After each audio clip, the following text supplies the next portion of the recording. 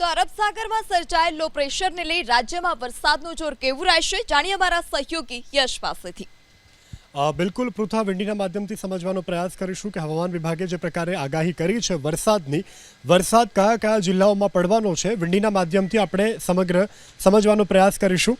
સર્વપ્રથમ આજે 22 તારીખ છે। 22 તારીખે આજે કયા વિસ્તારોમાં વરસાદ છે સ્પષ્ટપણે આ વિંડીમાં જોઈ શકાય છે।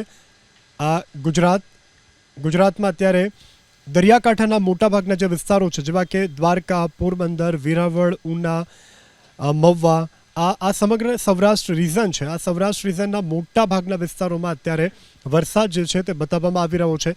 આ સાથે જો દક્ષિણ ગુજરાતની વાત કરી લઈએ, મધ્ય ગુજરાતમાં પણ ક્યાંક વરસાદનું અનુમાન છે, પરંતુ સૌરાષ્ટ્ર અને દક્ષિણ ગુજરાત કે જે દરિયાકાંઠાના વિસ્તારો છે, દરિયાકાંઠાના વિસ્તારોમાં સૌથી વધારે વરસાદની આગાહી હવામાન વિભાગે કરી છે।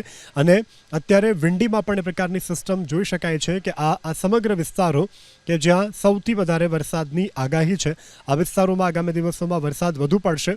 આ વાત થઈ છે 22 તારીખની। હવે 23 તારીખ એટલે કે શુક્રવાર 23, 24, 25 આ 3 દિવસ માટે આગાહી છે।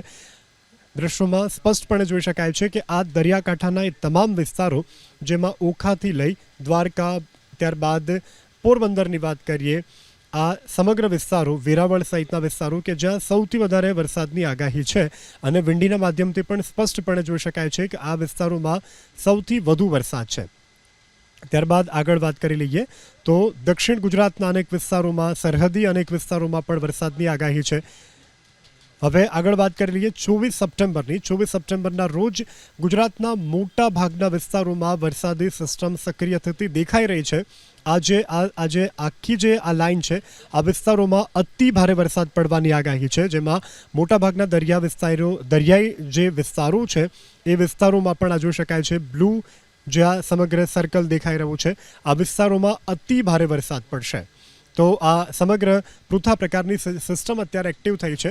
સિસ્ટમના માધ્યમથી અને હવામાન વિભાગની આગાહીથી એ વાત સ્પષ્ટ છે કે આ તમામ વિસ્તારોમાં ધોધમાર વરસાદ પડશે। જી પૃથા। જી યશ, સમગ્ર માહિતી બદલ આભાર।